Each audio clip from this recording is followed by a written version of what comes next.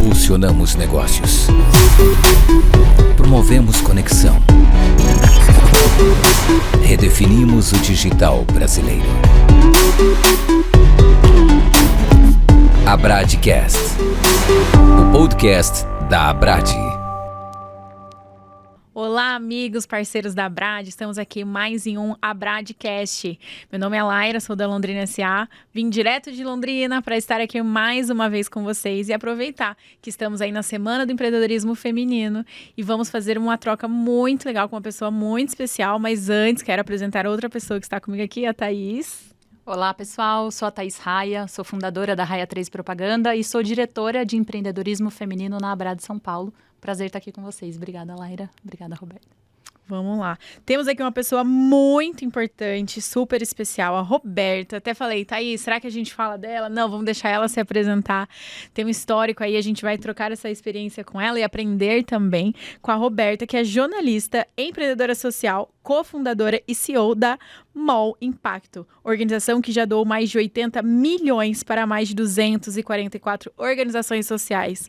E a gente vai conversar um pouquinho sobre como funciona, o que é, enfim, tudo sobre a Roberta e o empreendedorismo feminino. Obrigada, meninas. Prazer estar aqui. Laira, Thaís, obrigada por me receberem. Bom, eu sou a Roberta Faria, sou jornalista e me tornei empreendedora social com o passar do tempo. E criei a MOL, que é um negócio dedicado a criar soluções de doação para empresas, para a gente colocar a doação no dia a dia dos consumidores e das marcas, porque eu acredito muito que doar é um ato político, assim, é uma maneira da gente se fazer representado nas causas que a gente mais acredita, né, apoiando as organizações da sociedade civil que fazem o trabalho lá na ponta. Então, seja você uma feminista que gostaria de ter mais direitos defendidos, ou você está preocupado com a questão do câncer, ou da proteção da Amazônia, ou com cachorros abandonados, o que quer que seja a sua causa, dificilmente você consegue no dia a dia estar lá defendendo ela, lutando por ela, indo a Brasília para tentar mudar leis, né, deitando na frente da árvore para ela não ser derrubada, enfim. Mas tem organizações da sociedade civil, as ONGs, enfim, associações que fazem isso por nós, e doar para que elas possam fazer o seu trabalho é um ato político de cidadania muito importante.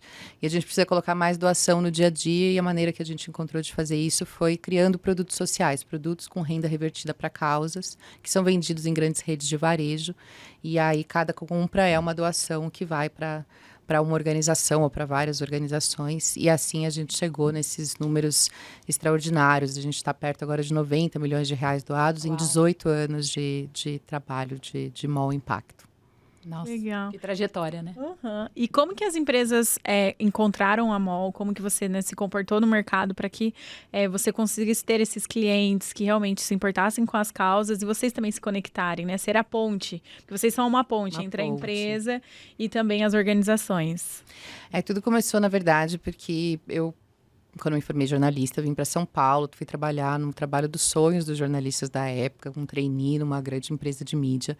E eu passei 2 anos lá e foi uma experiência incrível de formação, mas ao mesmo tempo, e já que a gente está falando de empreendedorismo feminino, foi muito frustrante ver poucas mulheres em cargos de liderança e poucas mulheres sendo ouvidas assim, nas tomadas de decisão. E o conteúdo, de forma geral, muito machista, misógino, né, assim, considerando mulheres a serviço de agradar os homens ou de consumir apenas, contando histórias que não me representavam. E como uma boa millennial, assim, eu queria trabalhar por mais do que só pagar boletos. E aí daí veio essa necessidade de empreender. E daí surgiu a MOL como uma utopia de ser a empresa onde eu gostaria de trabalhar, que produzia o conteúdo que eu gostaria de ler e que não encontrava por aí. Então, começou assim, no começo a gente fazia de tudo, era uma editora, então, né, a gente não escolhe muito no começo os trabalhos, a gente estava falando disso antes de começar a gravação, né, a gente faz o que aparece para conseguir fechar as contas, mas um dos primeiros trabalhos que a gente fez foi um trabalho voluntário para o GRAAC, que é o Grupo de Apoio à Criança e Adolescente com Câncer, um hospital enorme aqui em São Paulo, referência nacional em tratamento de cânceres de difícil cura, e a gente queria fazer uma revista para ajudar a atrair mais doadores, para falar mais da causa. Eu conhecia bem esse mercado editorial, porque eu vinha dele, e E a gente ficou pensando como fazer algo que atraísse as pessoas e que ao mesmo tempo pudesse gerar renda para o hospital.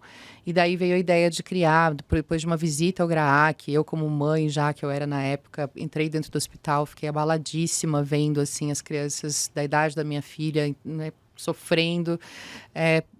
Você começa a chorar no momento que você entra no hospital já, assim, é impossível não se emocionar.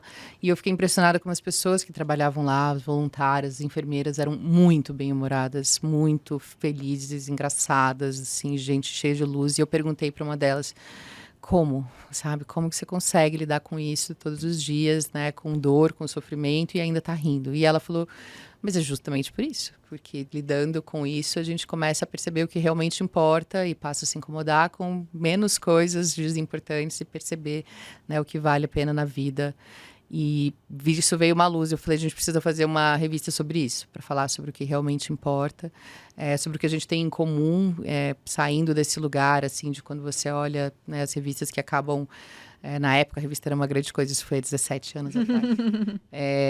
Mas que acaba te definindo pelo nicho, enfim, pelo seu biotipo, pela sua idade, pelo que você consome. É muito voltado para o consumo, para a moda, enfim, para a dieta, para a aparência. E pouco se fala do que a gente é por dentro e do que a gente pode fazer. Eu queria contar histórias de pessoas anônimas que faziam coisas extraordinárias, como aquelas mulheres que trabalhavam no hospital. E daí veio a ideia de criar a Sorria, que foi nosso primeiro produto social.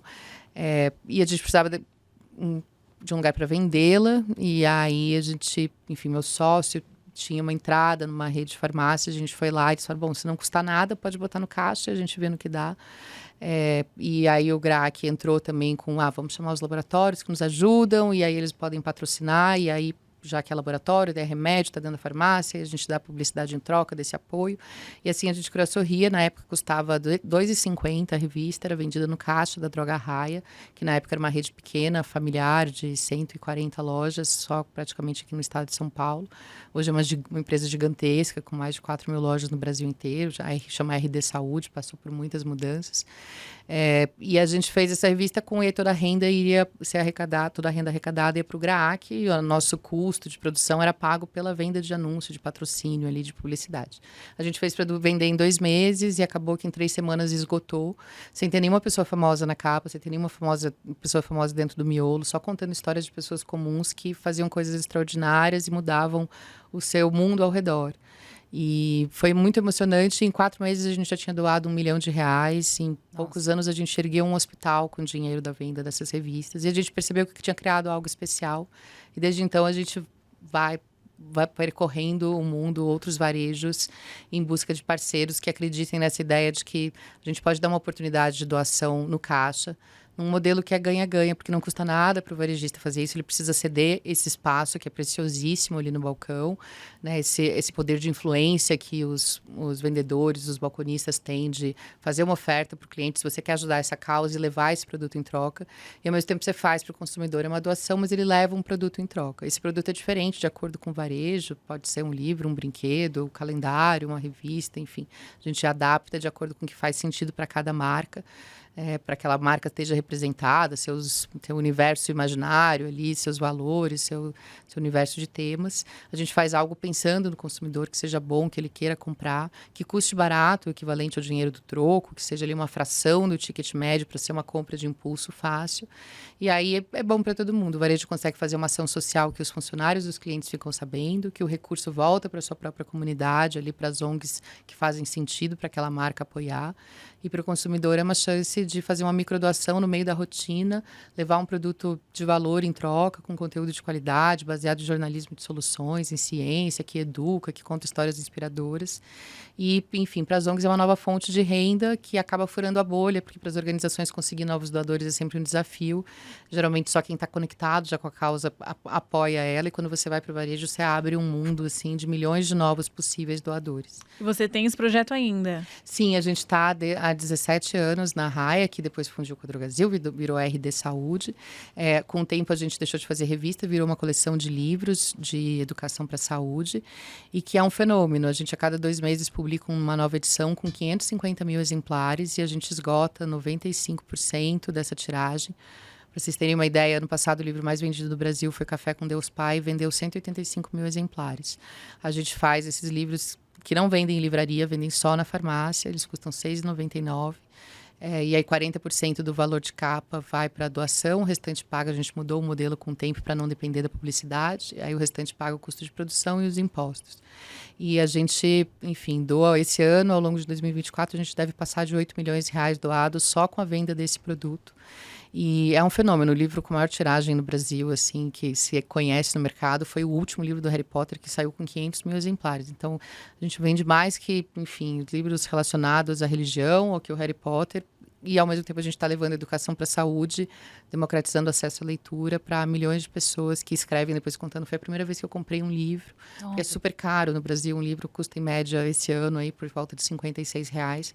A gente consegue fazer por um preço muito barato. Tem muitas cidades do Brasil que não tem livraria, mas tem farmácia. Então, a gente consegue chegar em muitos lugares e, ao mesmo tempo, as pessoas se educam aí para um tema importante, para a qualidade de vida, para hábitos positivos de saúde. E está ajudando uma causa. No caso, 25 organizações são beneficiadas por cada livro, escolhidas por meio de edital de organizações de saúde que oferecem saúde gratuita no país inteiro. Eu acho muito legal, né? Eu acho importante 2 pontos, assim. Uma é a conscientização, né? Então, assim, fora, você não está ali dando R$2,50 para você nem sabe aonde. Não, você está tendo também um conteúdo onde você usa também de conhecimento. Né, com experiências, com informações. Então, eu acho isso super legal. E um outro cenário que a gente precisa olhar é a nossa responsabilidade social. Porque a gente joga muitas vezes no governo, né, em outros lugares que falam, não, eu também tenho que fazer a minha parte. Como empresária ou como pessoa, né? O que eu tô fazendo, né? Como cidadã, o que eu estou fazendo para também contribuir com o próximo, né? Então, eu acho isso sensacional. Sim. E os livros são gostosos, né? São palatáveis, assim. Eu tava reparando, eu falei, eu tenho um, inclusive tá aqui na minha escrivaninha. E depois eu olhei, eu falei, não tenho só esse. Eu olhei no meu armário e tinha outros. E tinha até um que é tipo um baralhinho com frases inspiradoras para mulheres. Eu acho que foi da Marisa esse. Isso. Então, de lugares diferentes, de fontes diferentes que eu consumi a mol e que eu falei assim, cara, como é diferente a forma como é feito o produto, né? Não é só mais uma revista com aquele conteúdo super denso que você precisa, que às vezes é triste, né? Quando você vai falar de causas, uma causa, né? Você vai ver uma história triste e tal. Vocês levam para um lado mais leve, mais gostoso mesmo. Esse era o objetivo quando a gente fez, mesmo quando a gente começou a sorrir, porque é isso, pra falar de câncer infantil, assim, né? É um tema muito triste. Delicado, né? E quando você olha a maneira de captar de muitas organizações, ela passa por esse lugar da pena, assim, né? Pode ser uma ONG de cachorro, vai ser o cachorro ali mais magro, triste, machucado, assim, para você ficar com pena e se mobilizar. Mas a gente está muito cansado de tragédia enquanto sociedade, né? Desde a pandemia a gente vive carregado de notícias ruins e isso está fazendo as pessoas se afastarem do noticiário tradicional, de não quererem consumir mais informação real e ficarem ali rolando feed sem fim, com conteúdo, né, rápido, de baixa qualidade, sem profundidade, assim, só para distrair a mente, alimentar a dopamina, mas sem se informar e se educar. Então, a gente contar as histórias de outro jeito, de um lugar positivo, é o que faz, eu acho, uma enorme diferença para conseguir engajar as pessoas nas causas. Então, desde o começo lá, a gente tinha sempre na última página a história de uma criança, mas com esse jeito de falar que é na última linha que a gente fala que a criança é paciente do hospital. A gente começa contando do que ela gosta de brincar, do que ela gosta de fazer, do que ela gosta de comer, enfim, para justamente você ter uma relação de eu também, sabe? Eu também sou assim, eu também gosto disso, meu filho poderia ser meu filho, poderia ser meu sobrinho. Né? Essa conexão humana, assim. Eu falo que esse é o conteúdo que melhor funciona em qualquer canal, é o conteúdo eu também. Aquilo que te faz pensar que você também está passando por isso ou já passou e aí, acho que isso aí que a gente cria engajamento, assim, por meio de uma emoção positiva e real. Eu queria até aproveitar o gancho aqui. Você tinha falado, a questão da revista, né? Que a revista ainda estava em alta e tal. E o que eu tenho visto é uma retomada desse interesse pela experiência em papel e tal. O que você tem visto de lá? Tem, né, tem uma volta, porque todo o movimento de massa gera uma contracultura, assim, né? Então, as pessoas estão cansadas do digital também, né? Nessa infotoxicação que a gente está, assim, de muita tela, muita informação rasa. Então, está tendo um revival em vários lugares do mundo, não só no Brasil, assim, de resgatar a revista como um objeto é quase como um objeto colecionável, assim, um objeto ligado ao estilo de vida. E realmente não tem uma tecnologia melhor que do papel, né? O livro está aí há mais de 500 anos, assim, firme e forte. E é fácil de ler, é fácil de transportar, é fácil de consultar, ele dura e te dá uma experiência mais imersiva, porque você precisa estar presente para conseguir, né, ver, né, mergulhar na história, ler as palavras. E a gente pensa muito, né? Você falou de ser muito diferente e porque a gente pensa nesse lugar que a gente tem um pouco hábito de leitura no Brasil, segundo, né, dados, né, oficiais, assim. Então, a gente tem que levar em consideração que a gente, além de ter pouco hábito, a gente tem uma taxa grande de analfabetismo funcional, uma enorme dificuldade de interpretação de texto, que é alguma coisa que a gente vê muito no digital também, né? As pessoas não entendem as mensagens. Você lê comentários e fala, nossa, a pessoa não entendeu nada do que aconteceu aqui. E então, a gente precisa falar de um jeito que qualquer um possa entender, porque o varejo fala com todo mundo. Então, a gente faz textos que são curtos, que são pensando mesmo para qualquer pessoa de qualquer nível de leitura entender, e muito acompanhado, e muito visual, porque também nos tornamos seres mais visuais. Então, tudo é muito ilustrado e colorido para ser uma leitura mais fácil, mais gostosa, mais simples. Você pode abrir em qualquer página e começar a ler e guardar aquilo também como um objeto que é instagramável, que é bonito, que, enfim, decora a casa. Aí você falou desse da Marisa, eu tenho um que é de frases de mulheres empreendedoras, que eu acabei de lembrar que é da Mol também. E você consegue destacar, né? Então, tem os cartões. Aí você dá pra amiga, né, do trabalho. Sim, super eu legal. fiz isso também, eu arranquei, fui deixar, não lembro o que foi para uma amiga minha, e eu falei, eu tenho aqueles cards. Eu peguei um cartão e deixei para ela. E eu acho que é esse propósito do produto que vocês fazem, né, de deixar uma mensagem positiva, de somar a vida das pessoas que estão consumindo aquele produto. Roberta, e né, falando sobre esses produtos que pra gente não é inovador, mas a gente está vendo esse cenário das pessoas voltando para o papel. E aí a empresa foi ganhando visibilidade. Então, a gente leu um pouquinho sobre você, né? Que vocês ganharam prêmios. Como foi tudo isso? O que você vê também com a visibilidade da sua empresa? A gente passou muitos anos só trabalhando, assim, tentando fazer a coisa virar, assim, né? Enfim, no começo você não escolhe, assim, né? Você é escolhido por quem topa, por quem aparece, assim. E aí a gente fazia outros trabalhos de comunicação, além do trabalho, além da Sorria, e até a gente conseguir engatilhar mais projetos sociais. E desde 2013 a gente virou um negócio 100% social. A gente só faz produtos ou presta serviços relacionados a conteúdo que sempre geram recursos em doação para causas. 2013? Desde 2013, a gente já ficou tinha 6 anos social. a empresa. Tá. E aí, depois de mais uns anos nessa lida, assim, uma hora também... E aí, isso acho que é também uma grande lição para as empreendedoras mulheres, assim, porque minha avó diria que não basta botar o ovo, tem que cacarejar. A gente faz muita coisa, mas a gente espera estar perfeito e pronto para poder falar e nunca se acha, né, boa o suficiente para se vangloriar. E quando a gente completou 10 anos de empresa, a gente falou, nossa, a gente já fez tanta coisa. E a gente vê outros projetos que fazem entregas menos volumosas, menos significativas, ganhando, né, páginas do mundo. A gente tem que começar a falar da gente mesmo também. Então, a gente começou num plano de comunicação, assim, de incluir assessoria, se inscrever em prêmio, né, participar, botar a cara mais no mundo, virar palestrante. E aí isso foi trazendo muito mais reputação para a gente. E a reputação facilita abrir portas para começar outros projetos. E também facilita porque você vai ganhar esses prêmios, assim, a gente ganhou prêmios internacionais importantes que colocaram a gente numa rede de empreendedores sociais do mundo todo, que, enfim, aí você descobre outras pessoas que sofrem as mesmas dores que você, porque o que a gente faz é muito único, não tem nenhum outro negócio, a gente não tem concorrente até hoje, assim, o nosso concorrente é a atenção do consumidor e do caixa, mas como negócio a gente não tem nenhum concorrente no Brasil ou no mundo, mas a gente também vê que a gente conseguiu criar, e eu acho que isso é uma das coisas mais legais. Conforme a gente foi ganhando mais visibilidade, acho que a gente foi inspirando outras empresas a fazer produtos também. Então, lá no começo, quando a gente falava, é um produto que doa, era um bicho estranho. E hoje a gente tem, inclusive, a gente publica todo ano guia de produtos sociais, porque a gente acompanha no mercado outros produtos que fazem essa relação de uma compra, uma doação. E a gente tem grandes marcas, tem Ambev, tem Havaianas, tem Nivea, tem um monte de marcas que fazem produtos com renda revertida para a causa.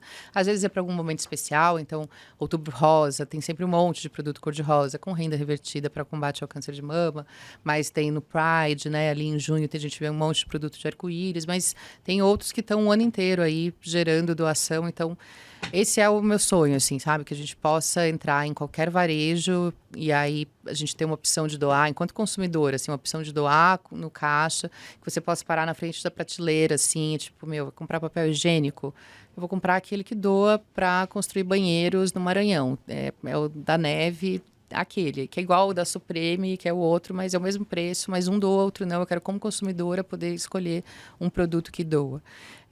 E eu queria que tivesse isso em toda a categoria, que toda a indústria tivesse no seu portfólio um produto com renda revertida, que isso fizesse parte do planejamento, enfim, do varejo, ter essas oportunidades no caixa. Porque não é só pela boa ação, assim, eu não sou ingênua, romântica, mais idealista de achar que os negócios vão abraçar isso só por boa vontade. É também uma estratégia de negócio, assim, o impacto é uma forma de diferenciação. Então, eu, enquanto a consumidora mais conectada a causas, vou preferir produtos que estejam, né, conectados à causa, que doem. Eu quero sentir essa boa sensação, já que eu vou gastar meu dinheiro de qualquer jeito, quero gastar ele da melhor maneira possível, com uma marca que faça sentido, que você tenha impacto positivo, que pense na sua cadeia, que pense na pré e no pós-produção. E como eu, existem milhões de consumidores assim. Quanto mais jovens os consumidores, mais interessados eles estão nessa relação de retorno. Então, o impacto é uma maneira de você diferenciar da sua concorrência e de ter resiliência para o futuro, assim, né? E outra coisa é que, ao colocar no produto, você coloca ele dentro da estratégia do negócio. É diferente de você separar ali um dinheirinho para fazer uma ação social, que aí vai ser sempre uma sobra da sobra da sobra, e aí com pouco você nunca faz uma grande ação social. Quando está no produto, está na linha, no plano de negócio, que uma parte do valor vai ser doado, você tem um mecanismo que gira de forma recorrente, sempre gerando doação, sempre gerando impacto. E para as empresas é uma nova fonte de fazer ESG, porque essa é uma desculpa recorrente, assim, a gente não consegue fazer mais porque a gente não tem recurso. Mas não tem recurso porque você não gera recurso. Se você gerar esse recurso a partir do produto que você vende, você pode aumentar esse bolo e ter muito mais recurso para fazer ações de impacto social, ambiental, para a sua comunidade, para diferenciar a sua marca, para aumentar a loyaldade dos seus consumidores e dos seus funcionários. Então, o caminho para ter uma empresa que faça, que não use só a doação como marketing, né? Mas que tenha como essência essa visão de que ela precisa contribuir com a comunidade, com a sociedade, devolver, né? Devolver de forma generosa esses recursos para as outras pessoas. Você entende que o caminho, então, é acoplar isso sempre a um produto. Como fazer para não virar um social wash? É difícil. O social wash acontece. A gente faz esse guia de produtos até para vigiar, assim, o mercado, porque a gente sabe que a principal barreira para um consumidor fazer uma doação ou comprar um produto social é a falta de confiança. Então, não sei se vai doar mesmo, acho que essa empresa está me roubando, vai ficar com meu dinheiro. Você vê esse tipo de reclamação, por exemplo, em arredondamento de troco, que tem muito no varejo. Aí o caixa te pergunta, você quer arredondar? E não explica para quê. E aí depois a pessoa já via essa briga saindo no caixa, assim, falando, você não vai me dar meu troco nem em centavo, nem em bala, você vai ficar com arredondar e ficar tudo para você, sabe? Então, as pessoas são muito desconfiadas. Enquanto sociedade, somos muito desconfiados das intenções das empresas ou do que as ONGs fazem com o dinheiro. Isso é um projeto complexo, assim, é uma questão muito complexa, assim, inclusive de difamação do terceiro setor, que vem acontecendo pela extrema-direita há anos, de desmobilização da sociedade civil. Então, para resgatar essa confiança, a gente precisa de transparência. Então, isso é uma coisa importante de todo produto social ter, de prestar contas, dizer para onde o dinheiro vai, quanto exatamente vai ser doado, o que vai ser feito com esse dinheiro, a organização que está recebendo, mostrar a história de alguém que recebeu o dinheiro lá na ponta. A gente faz isso com muito rigor nos nossos produtos e olha o mercado para ver quem mais está fazendo produtos sociais e se está cumprindo essa promessa. Porque se você quebra essa promessa, você quebra a confiança do consumidor, não só no seu produto, mas em todos os produtos que se propõem a ser produtos que doam. Então, isso é o G, né, do SG, a governança, a gente, né, ter clareza e transparência sobre o que a gente faz com o dinheiro que a gente pede para os outros. Falando em ESG, várias outras pessoas, né, estão ouvindo a gente aqui, empreendedores, líderes também de negócios. O que você deixa de dica, assim, para uma empresa realmente conseguir pôr uma cultura que valoriza ESG dentro de uma empresa? Olha, eu acho que um caminho mais fácil para começar é buscar o Sistema B, que é um selo internacional, né, das B Corps, das empresas B, que é uma organização internacional que propõe que as empresas não queiram ser só as maiores do mundo ou melhores do mundo, mas as melhores para o mundo. É uma organização não governamental que faz uma organização da sociedade civil que faz essa certificação, mas você não precisa nem ser certificado, você pode usar a ferramenta do Sistema B para avaliar a sua empresa em todos esses aspectos sociais, ambientais, econômicos, dos impactos que você gera, e ela te gera uma pontuação para você ver em que lugar você está, e aí você consegue enxergar aonde você precisa mexer ou começar a agir. Então, acho que tudo começa antes de querer fazer qualquer projeto, é de olhar para dentro e ver o que você já faz e o que você faz bem, o que você faz mal, o que você não faz ainda, para a partir daí você começar a planejar o que você vai fazer dali para frente. E tem maneiras de fazer isso completamente transversais, que passam por todas as áreas da empresa, desde por que você escolhe esse fornecedor exatamente de transporte ou de coffee break, sabe? Tipo, existe provavelmente um negócio liderado por mulheres, liderado por uma minoria, enfim, um negócio de imigrantes que pode talvez te oferecer o mesmo serviço pelo mesmo preço e assim você está contribuindo para uma rede, para um ecossistema de negócios que tem um impacto mais positivo. E aí isso vale para cada negócio, vai ser um lugar diferente, vai ser olhar para os benefícios que você tem para os seus funcionários, vai ser olhar para a sua cadeia produtiva, para os seus fornecedores, para fazer melhores escolhas de materiais, vai ser a maneira como você comunica, mas o evitar o social washing, o greenwashing passa por esse olhar para dentro, assim, de ter certeza que você não está fazendo aquilo só pelo marketing e que o impacto que você deixa é, de fato, relevante e maior do que o que você gastou com a publicidade, que é uma coisa que a gente vê comumente, assim, né? Tipo, você gasta muito da publicidade, e quando você vai ver a doação, é uma fração daquilo. Então, o impacto real é muito pequeno, perto, né, do que você tentou construir para sua própria reputação. E isso acaba sendo descoberto. Hoje em dia, então, assim, essa pedra vai bater na sua janela e aí vai virar um problema em vez de virar uma coisa boa. Vai doar X, mas daí investe XXX. Exatamente. No comercial. Então, na ponta do lápis, né? O quanto realmente o objetivo está sendo.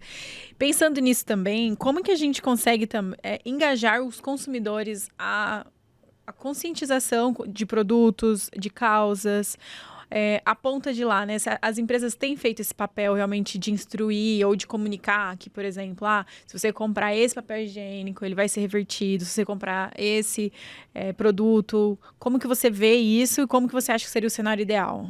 Dá para ser muito melhor, assim, né? A gente vê pelo guia de produtos sociais, assim, depois a gente pode deixar o link para todo mundo ver que é digital no episódio.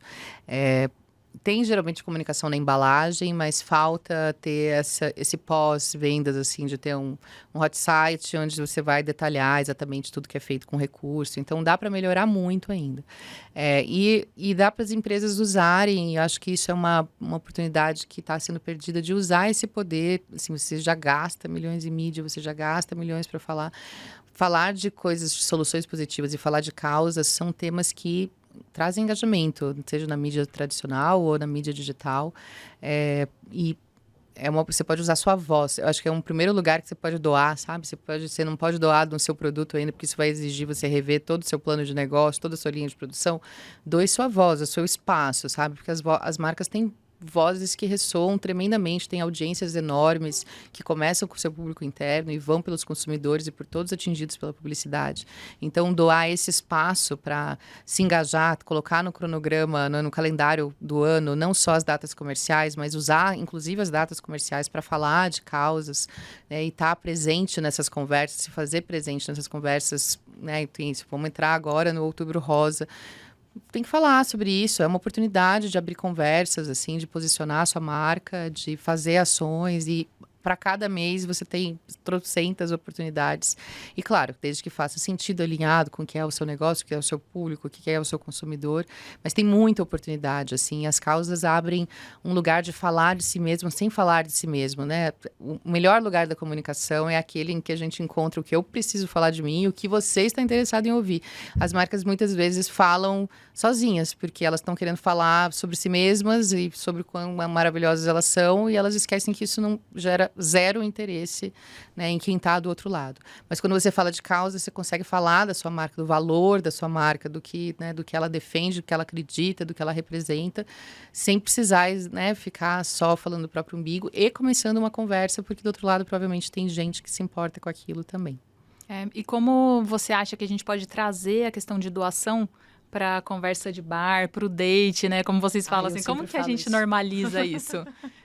A gente tem um tabu de falar de dinheiro em geral na sociedade brasileira, né? Enfim, quando você conversa assim com um americano, é comum a pessoa falar quanto ela ganha por ano, quanto ela tem investido, quanto ela tem guardado. A gente é muito fechado a isso. Faz parte é uma questão cultural, né? O cristianismo do protestantismo tem um lugar né, que é dos Estados Unidos, tem um lugar de falar da riqueza como, né, ou do dinheiro como um lugar importante de devolver para a sociedade como um lugar importante, e no cristianismo católico tem um lugar que é feio ostentar, então você não fala tanto sobre isso, fica sem graça, e fora o problema de confiança que a gente tem na sociedade em geral, então que a gente fala pouco desses temas. E assim como a gente não fala sobre quanto a gente ganha, a gente não fala sobre o que a gente doa, seja por culpa, seja para não mostrar que está ganhando, o que é uma bizarrice, porque ao mesmo tempo as pessoas não têm nenhum problema em ostentar a viagem, o carro, a roupa nova, a bolsa, enfim, o que quer que seja. Mas o dia inteiro nas redes sociais. Às vezes ostenta mais do que tem, né? Ostenta mais do que tem, mas aí quando eu falar de doação, fica meio um clima. A gente viu mudar bastante isso durante a pandemia,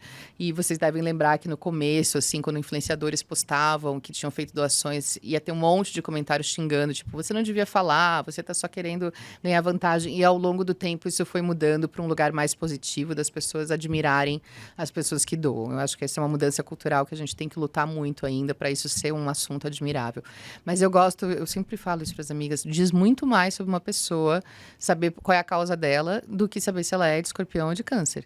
Assim, porque isso, assim, isso deveria ser perguntas que a gente faz na entrevista de emprego, sabe? Tipo, qual é a sua causa, o que você defende, o que você faz a respeito disso. E a gente conversar sobre isso no almoço de domingo. A gente tem que ensinar os filhos, né, a próxima geração a falar sobre isso, a se importar, né, e a colocar isso até como é parte da educação financeira, você reservar parte dos seus recursos também para apoiar causas, enfim.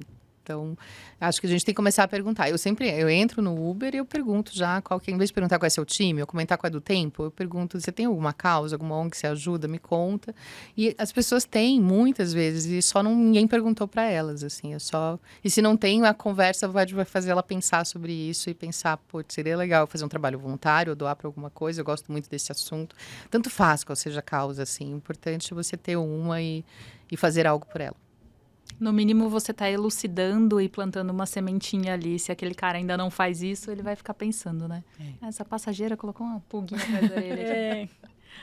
E você tem algum exemplo de alguma empresa, né, cliente, que realmente abraçou uma causa de início e aí super performou, super rendeu? Quando eu falo render, né, não é só render financeiramente, mas render realmente para uma instituição, movimentou realmente, porque nós compramos de marcas realmente porque nós nos conectamos e nos identificamos com elas.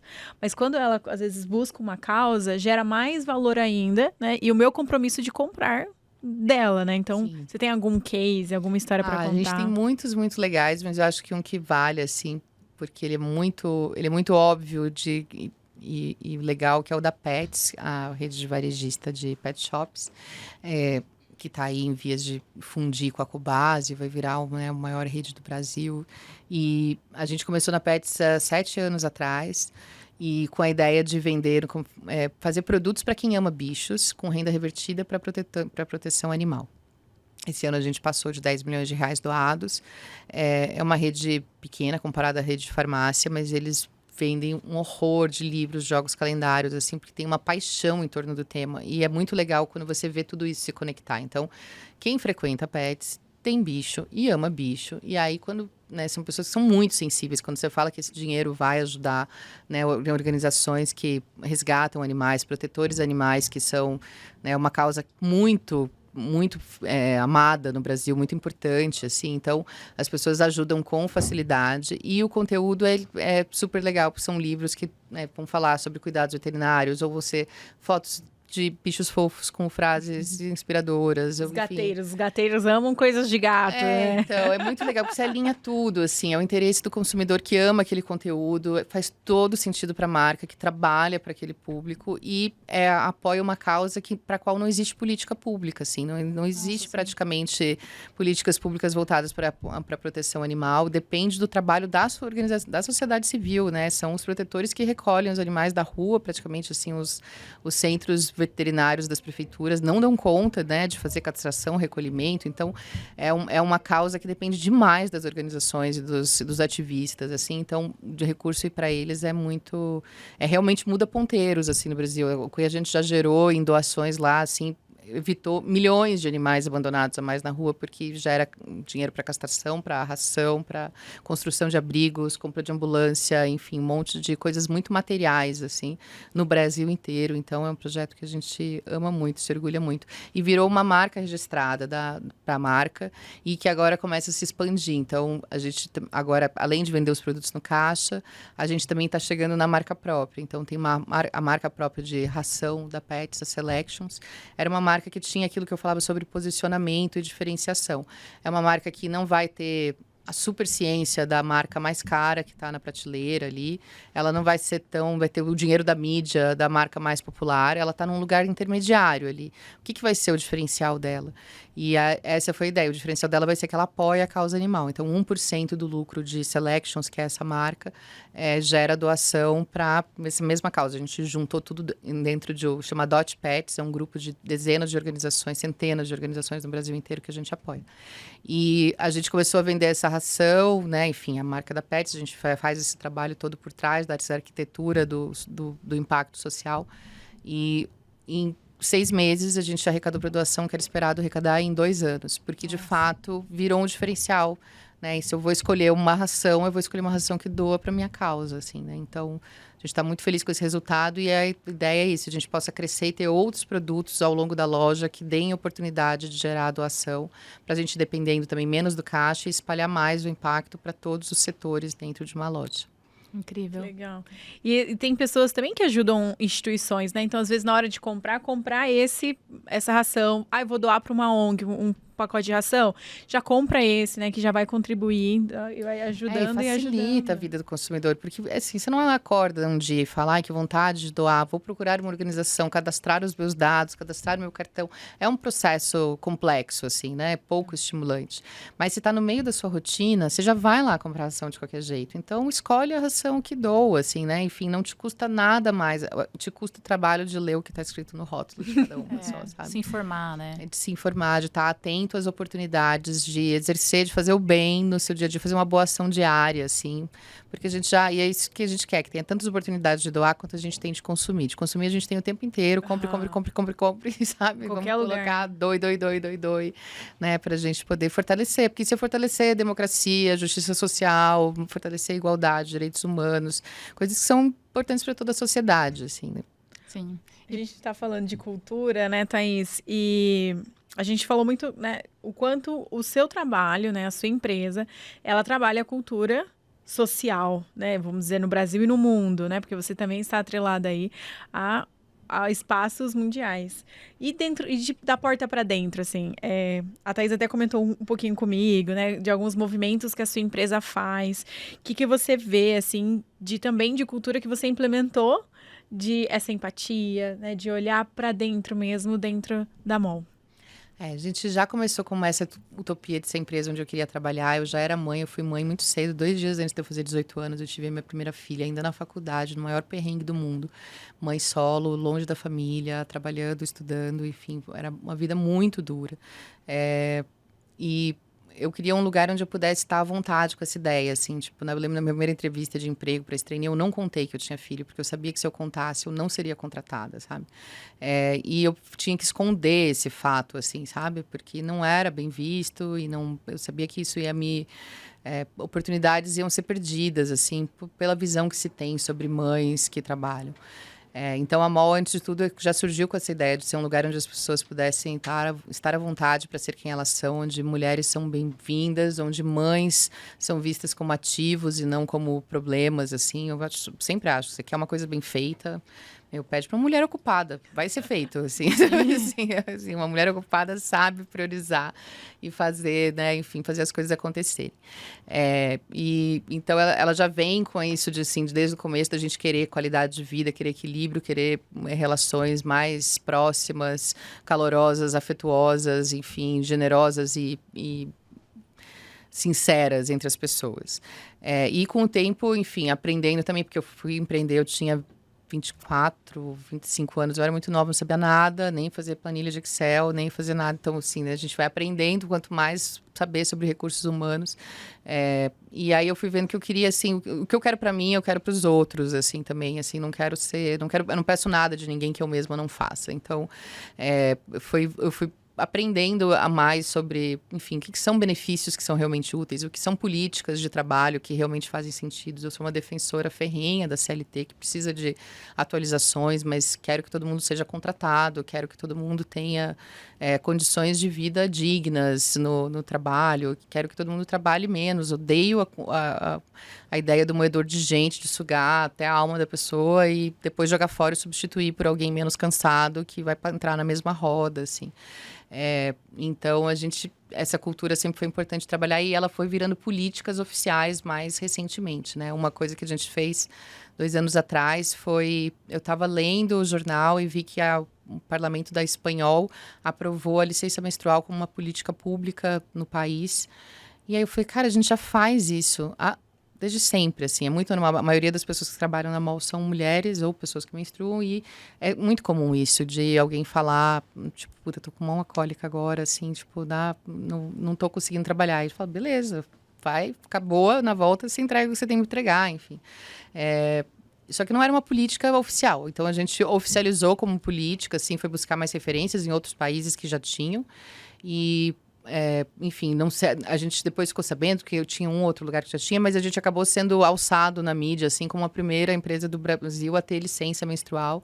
São 2 dias por mês que qualquer pessoa pode solicitar, sem precisar de atestado médico, sem precisar de comprovação. Até porque se você for buscar um atestado médico, né, até você ir no hospital, no médico, passou a sua cólica, não precisa... Fica trabalhando que você vai sofrer menos. Aí você vai ter que tomar um remédio na veia, e você fala, nossa, eu só queria ficar debaixo da coberta com meu chocolate. Só isso, né? E na época que a gente lançou, eu lembro que, nossa, nas redes sociais era hilário, assim, sabe? Assim, os homens indignados, assim, né? Absolutamente indignados. Não, mas eu falo que se fosse o homem, mas é claro. ele ia pedir 30 dias de atestado. Claro. Você ele ia acha pedir 30 que um homem iria trabalhar sangrando por suas partes baixas? Não iria jamais, jamais. A mulher só menstrua porque o homem ia pedir 30 dias de atestado. E é isso, assim, metade da população mundial, isso não pode ser um tabu, a gente só existe por causa da menstruação, faz parte da vida de todas as mulheres por um longo período, do período que elas estão mais produtivas no trabalho, a gente precisa falar e tratar com naturalidade, então a gente transformou numa política oficial, e eu ouvi essa crítica, assim, tipo, vocês vão atrair o tipo errado de pessoas para trabalhar. Eu falei, qual o tipo errado? Mulheres? Sabe, tipo, assim, não, as pessoas vão ser folgadas. Eu falei, mas isso parte de um lugar de desconfiança, assim, que é o mesmo que tá levando todo mundo ao presencial, a gente precisa de vigilância, não pode confiar que as pessoas vão fazer o trabalho. Eu parto do lugar da confiança. Eu confio que as pessoas vão fazer o trabalho delas, elas sabem o que tem que ser feito, elas sabem o prazo que tem. Se precisar de mais prazo, a gente pode negociar, mas elas vão fazer o que tem que ser feito e eu confio. Pronto, confio em você. Aí você me falar que você não tá bem agora, eu não pediria para alguém que tá com diarreia trabalhar. Por que eu pedi para alguém que tá com uma cólica terrível? Não é todo mundo que precisa, né? Enfim, não é uma doença, mas provoca sintomas dolorosos e sofridos para algumas mulheres. E acabou que na prática a gente vê depois, assim, desse tempo todo, assim, não é a minoria que tira licença, e a maioria das que tiram uma licença de meio período, não é de 2 dias, assim, não mudou em nada a nossa produtividade, a gente não teve que contratar ninguém a mais por isso, sabe? Não, a vida continuou absolutamente normal e as funcionárias estão felizes, com qualidade de vida e, enfim, se sentindo acolhidas e num lugar à vontade para ser quem elas são, assim. Outra coisa foi, né, na pandemia, a gente foi, na segunda semana, a gente fechou o escritório, cada um foi para sua casa, e desse lugar a gente não voltou mais. Eu me tornei uma defensora ferrenha do home office. Mesmo sendo um caos trabalhar com 4 filhos em casa, enfim, mas me deu... Vamos falar disso, vamos falar disso. Mas deu uma flexibilidade que era impossível na minha vida antes. Eu gastava muito tempo no trabalho e no trânsito, né? Enfim, quando você está em casa, você tem essas micropausas, né? Entre uma reunião e outra. Você consegue fazer muito mais reuniões. Eu brincava com vocês hoje, né? Eu não moro em São Paulo, eu moro em Ilhabela, uma cidade que não tem um semáforo, onde eu chego adiantada nas coisas. Aqui em São Paulo eu levo 1h30 para chegar em qualquer lugar. Então, aqui eu consigo fazer 3 reuniões, 4 reuniões num dia, porque tem que se deslocar. Em casa eu faço o dobro disso. Eu sou muito mais produtiva em casa e consigo ter pausas para ter essa flexibilidade, para ver as crianças, para almoçar junto, para levar numa aula, para buscar.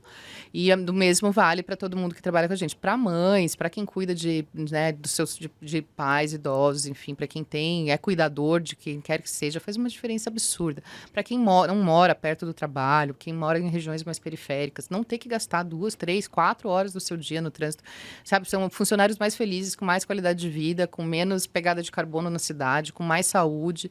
Esse tempo que seria perdido no trânsito passa a ser um tempo que é usado para vida pessoal, enfim, isso melhora a vida de todo mundo. Faz uma atividade física, né? Enfim. E mais recentemente a gente botou a semana de 4 dias. A gente agora foi a primeira empresa a colocar isso na CLT, no contrato de trabalho CLT de todos os funcionários. Esse é um piloto que a gente já começou no final de 2023, com o apoio da Reconnect Happiness at Work e da 4-Day Week Global e da FGV. Foi um projeto... Era um sonho meu, a semana de 4 dias. Eu acompanhava notícias disso há muito tempo. E quando chegou o projeto piloto no Brasil, a gente foi das primeiras empresas a se inscrever, assim, porque não é uma coisa que dá para fazer sozinho, é super difícil, porque existe uma reorganização da maneira de trabalhar. Levou tempo, a gente foi fazendo área a área, mas hoje a gente é oficialmente uma empresa que trabalha só 4 dias por semana, com escala dividida. Então, uma parte trabalha de segunda a quinta, outra parte trabalha de terça a sexta e funciona. Não contratamos ninguém a mais por causa disso, não perdemos em produtividade. Ao contrário, os índices são incríveis, assim, com mais organização, menos reuniões inúteis, mais comunicação assíncrona, mais documentação do trabalho. A gente perde menos tempo procurando as coisas e fazendo reunião que podia ter sido um e-mail ou uma mensagem no Slack. E aí sobra mais tempo para trabalhar focado. E a gente teve, assim, a gente tem resultados acompanhados pela GV, que vai fazendo as pesquisas de aumento de produtividade, de aumento de qualidade de vida, de melhora de sono, de aumento de atividade física, de aumento de satisfação da empresa, de aumento de lealdade. Enfim, você convencer alguém que trabalha comigo e trabalha 4 dias por semana, aí trabalhar em outro lugar 5 dias por semana, você vai ter que pagar pelo menos 40% a mais do que a pessoa ganha hoje. Assim, porque a hora que ela descobre a graça que é, né, o valor do tempo, o tempo vale muito dinheiro, assim, né? Quando você tem um dia livre, voltar atrás é uma coisa impensável. E, enfim, eu gosto de fazer esses movimentos para provar que é possível, assim, é possível ser uma empresa que tem todos esses benefícios e falar, mas também é fácil, você é pequeno. Eu falei, não é fácil, justamente, eu tenho 45 funcionários, se uma pessoa falta, faz diferença, assim, uma diferença muito grande. Para quem tem 2.000, talvez seja um pouco mais fácil substituir, assim, do que ali. Eu tenho menos recursos, eu tenho menos condições, mas é possível fazer, é possível ser sustentável, ser lucrativo e ter qualidade de vida para todo mundo que está envolvido e causar impacto positivo no final. A gente só tem que ter certeza de que é isso que a gente quer e comprar essas brigas, assim, e a gente acha um jeito de fazer acontecer e ser possível. A gente fala muito não, só achando que não dá. Mas por que não dá? Porque ninguém nunca fez antes, porque não dá, porque não vai dar certo. Não, vamos ver, vamos tentar primeiro, vamos pensar, vamos parar de dizer não de saída. Isso também é uma lição importante para empreendedoras mulheres. A gente tende a dizer não, assim, primeiro no susto. A gente tem que dizer mais sim pro risco, para arriscar, porque é no risco que está a possibilidade de alguma coisa nova acontecer e dar certo. Legal. Eu queria te perguntar, Roberta, em relação a mescla entre produtividade e criatividade. Que tipos de rituais ou culturas vocês estimulam lá? Porque pensando assim, um trabalho em equipe, ele ajuda a oxigenar, você, né, ter mais ideias. Você tem 3 dias em que toda a equipe está lá concentrada. E depois outros 2 que são os dias off, né? Como que você estrutura para que não se perca o processo criativo, ainda mais na sua área, que é fundamental? Sim. A gente teve que fazer uma reorganização importante de toda a agenda de trabalho para que a gente tivesse horas focadas todos os dias. Tem uma sugestão, assim, cada um vai adaptar para a sua área, para a sua realidade, mas tem uma sugestão de ter períodos de trabalho focado, sem reuniões, períodos e aí tem reuniões semanais, assim, de status, em que todo mundo apresenta o que está fazendo, e tem as reuniões de, enfim, brainstorming, de trocas, mais de conversa. A gente usa muito o Slack, assim, é uma ferramenta muito importante para a gente, muita coisa acontece ali.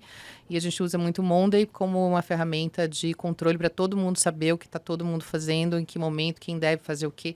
É uma disciplina na organização extrema, porque, sabe, aquela frase, Renato Russo, disciplina é liberdade, assim, sabe?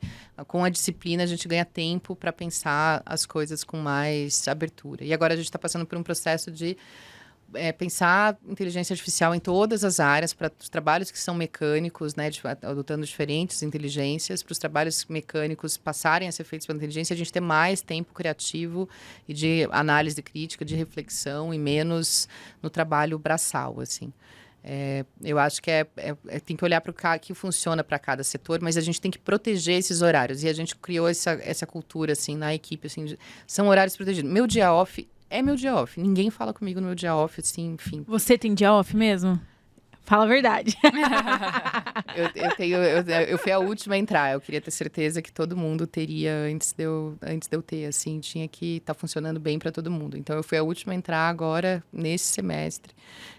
Eu entrei na minha sexta, eu tenho sexta off.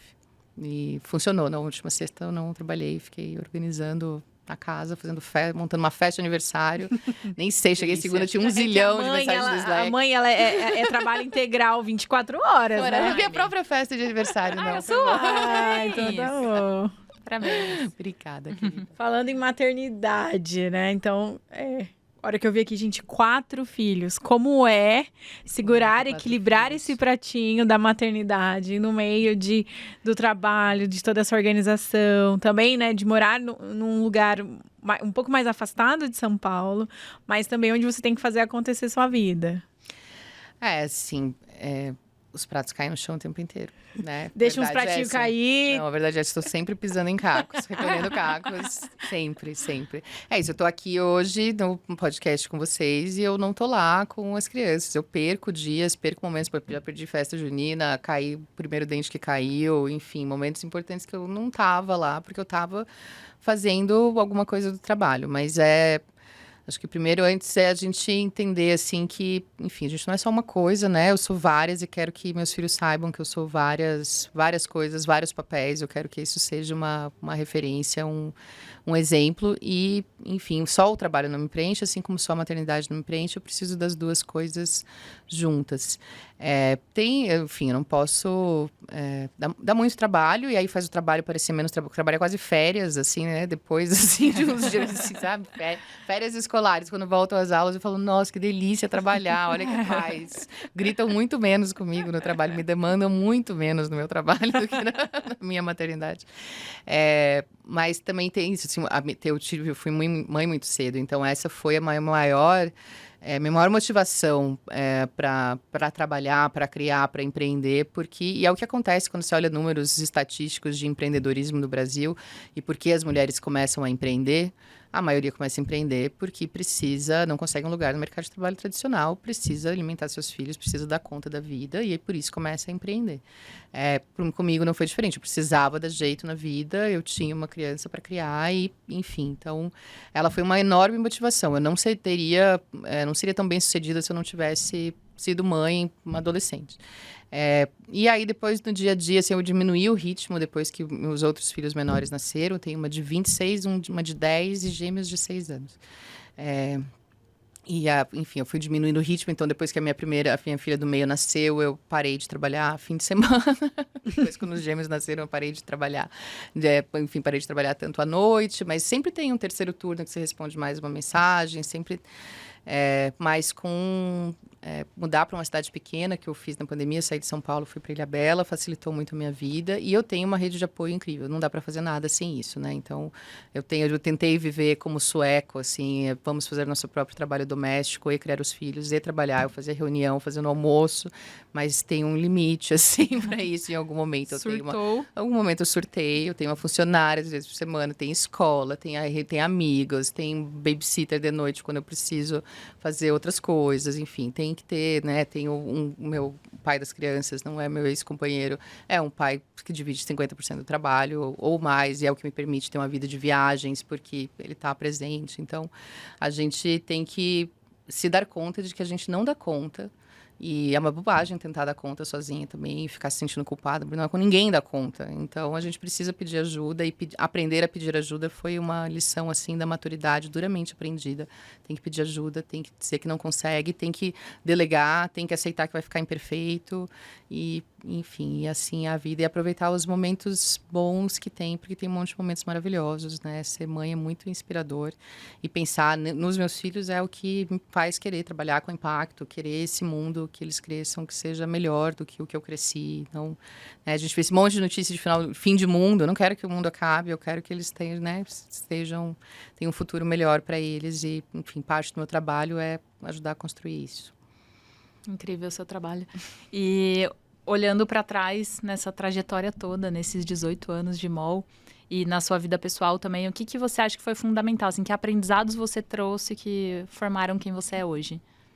Eu acho que o primeiro é ter muita clareza dos seus valores, assim, sabe? Então, das coisas que não tem preço, das coisas que você não faz, dos clientes que você não aceita, dos trabalhos que você não topa, dos nãos que você diz. Os negociáveis, né? Os inegociáveis. A gente tem que aprender a negociar muito, mas a gente tem que saber onde está o nosso inegociável, porque se a gente não sabe, a gente é levado para muito além do nosso limite. É aí que vem o burnout, é aí que vem os trabalhos que depois fazem você morrer de ódio porque eu fui fazer esse trabalho, sabe? É aí que você sente a culpa e o arrependimento de não acredito que eu tô perdendo tempo com os meus filhos para fazer esse negócio aqui. Então, eu quero ter trabalhos que me deem orgulho, assim, né? Houve momentos em que eu olhei para trabalhos que eu fiz e falei, cara, isso não me orgulha em nada, eu só fiz isso por dinheiro, esse cliente não era legal, o processo não foi legal, perdi um enorme tempo aqui numa coisa que eu não quero fazer nunca mais de novo. Tudo bem, valeu pela lição, mas às vezes é melhor ficar burro, ou não, assim, às vezes não precisava ter sofrido. Então, eu acho que a primeira coisa é saber quais são os seus inegociáveis com muita clareza, assim, e quando a gente sabe, é muito mais fácil dizer não, assim, né? É muito mais fácil impor limites. Outra coisa é trabalhar acho que as coisas melhores da minha vida é trabalhar com amigos, assim, né? Tipo, hoje comecei, eu e o Rodrigo, meu sócio cofundador, ele saiu há alguns anos já da operação, mas outras pessoas foram chegando, os meus primeiros funcionários foram amigos meus que acreditaram no meu sonho, depois fiz amigos dentro do trabalho, hoje nós somos um grupo de 6 sócias mulheres, assim, que somos família, assim, além de tudo. E as pessoas questionam, às vezes, tipo, mas trabalhar com amigo é ruim, você pode brigar, trabalhar com... Eu acho que é o contrário, porque justamente eu posso falar qualquer coisa com facilidade para alguém com quem eu tenho intimidade, que me conhece, que já sabe pela minha cara que eu gostei ou não gostei, enfim, é o que eu tô pensando. Então. E consegue também ter maturidade para sair de lá e tomar um vinho junto, né? E continuar. E a gente passa muito tempo no trabalho. A gente tem que passar esse tempo no trabalho com gente que a gente gosta, que a gente confia, que deixa a gente à vontade, segura. E sonhar junto é muito bom, sabe? Construir coletivamente os sonhos e dividir, né, essa visão e pensar e se apoiar. E na hora que a gente acha que tá difícil, que não vai dar certo, a gente olhar para o outro e falar, não, a gente vai dar um jeito nisso, sabe? A gente tá nessas juntas. E isso é muito, muito, muito valioso, assim. Eu acho que cerque-se de pessoas que gostam do que você gosta, que acreditam na sua visão, que estão junto com você, sabe? Lealdade e parceria, assim, é o que torna os sonhos possíveis, assim. Muito bom. Uma aula aqui também, né? É uma história inspiradora, Roberta. Muito bacana mesmo. Obrigada, tanto a sua trajetória, meninas, quanto a sua visão de mundo. Enfim, muito obrigada. Lindo demais. Eu acho que o seu trabalho diz muito também sobre não só fazer por dinheiro, né? O que eu estou fazendo para deixar o mundo melhor. Então, acho que esse legado, né? Seu legado, acho que esse ficou o maior ensinamento aí. Obrigada por você estar aqui. Obrigada a vocês pelo pela convite, sua disponibilidade. Nossa, e aprender também um pouquinho com você, com a sua experiência. Realmente foi muito gratificante. E também fica o meu convite aí para você que está nos assistindo. Se você quiser fazer parte da Brad, tem um QR Code aqui na tela. Entre, clique, aprenda um pouquinho também sobre o que nós estamos fazendo, um ecossistema de agentes digitais. E também estamos tendo várias conexões, também trocamos experiências, fazemos aí um trabalho bem legal. Então fica a minha dica, acesse o nosso QR Code. É isso, pessoal. Obrigada. Obrigada por assistirem até aqui. Obrigada por acompanharem a Brad. Se vocês não fazem parte ainda, unam-se a nós. E obrigada, Roberta. Obrigada, Laira. Um prazer estar aqui hoje com vocês. Obrigada, queridas. Até mais, gente. Tchau, tchau.